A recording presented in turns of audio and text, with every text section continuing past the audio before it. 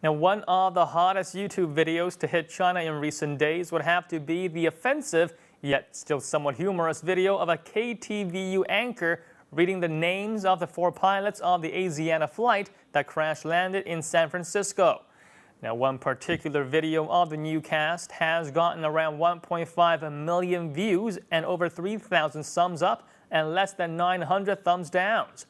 Now, in the video, the names of the 4 pilots were given as Captain Something Wong, Wei Tu Lo, and Holy something I can't see on TV, and Bang Ding Ao.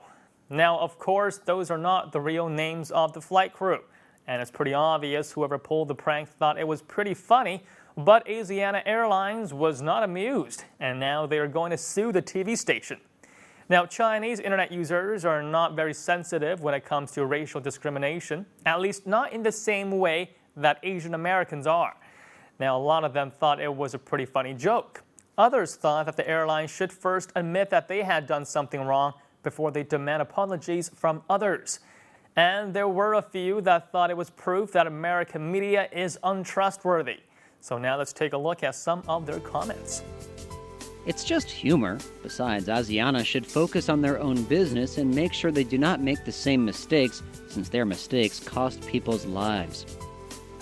You didn't try to find the cause of the accident, didn't apologize, didn't admit to the pilot's fault, and didn't admit that the pilot lacked experience, and now you have time to accuse others?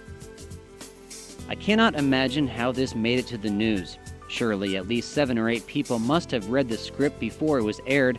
Nobody noticed that something was not right? It was such a careless mistake. Can information from American news outlets really be trusted if they broadcast news like this? I've realized that there were a lot of similarities between China and the US. For example, in China, it's always the temporary workers who are blamed, and in the United States, it's the intern. Like I've said before, Chinese internet users are not sensitive to the same kind of racial discrimination as Chinese Americans. Now, a good example would have to be yellow-face acting. It is unacceptable in modern American society to have a Caucasian play an Asian role while using makeup techniques to make themselves look like Asian caricatures. However, the majority of Chinese people in China are okay with it. In fact, they would even compliment the makeup artist's skill if it was done especially well.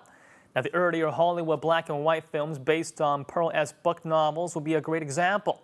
Now, clips of those movies were made available on Chinese video sharing sites, and they are a hit with Chinese viewers who was not only impressed with the makeup, but also really admire the detail and true-to-life depictions of pre-1949 China. Now, I guess to them, perhaps emulation is the highest form of flattery.